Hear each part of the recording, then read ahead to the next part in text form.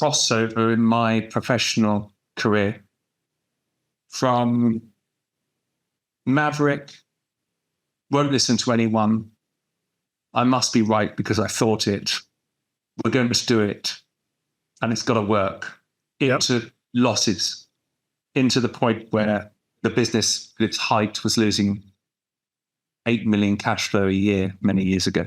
And when I put that at the height of my arrogance, at the trough of my listening, and then suddenly this evolution started where I was like, do you know what? Going IPO is nonsense. You can't trade just on the basis you'll one day be public. Revenue is glory. EBITDA, I don't even know what that means really. It's just a metric. And then suddenly, out of fear of bankruptcy, I was focused on cash. So to answer your question long-winded way, I became extremely analytical when I started losing more money. And that's how we started making money. When you realize, look, let the data drive the decision, because it's dangerous. And it's really tough industry because it's so emotional. You get so attached to this dream of what you're doing. You know, it's a sexy business. Look how many billionaires have lost money trying to play toys in it, which has cost many people their eyesight. And everybody who knows me knows the first thing I say is operating jets is a very hard business, and you cannot democratize business aviation. No. When I hear that word, oh yeah, but we're going to democratize it. We're going to democratize business aviation. Like, no, that doesn't necessarily. Crazy. That doesn't necessarily work. I have a number of about.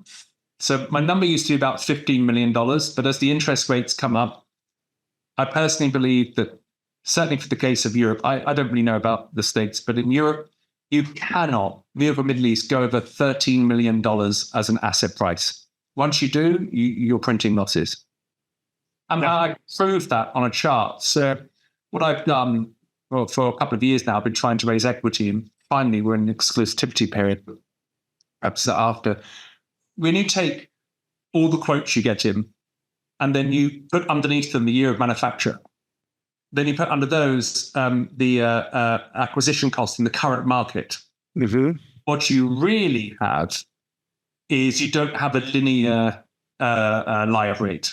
It actually comes quite flat. So what am I really saying? I'm saying that an $80 million BBJ3 versus a $12 million 2001 BBJ that I have, the live rate should be like this. In actual fact, the live rate's very shallow. So the customer is willing to pay for something up to a point, then they're not willing to pay anymore.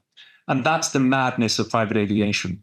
Yeah. You know, your Gulfstream 5 new interior 2001 rate isn't too far from your Gulfstream 650. And that should be very different. Yeah. I don't know how people make it when they're buying $40 million airplanes and trying to, your debt, the max you'll pay for an airplane is what, about $17-18 million? Is that what you're saying? Is that about where the numbers work for you? Anything under that?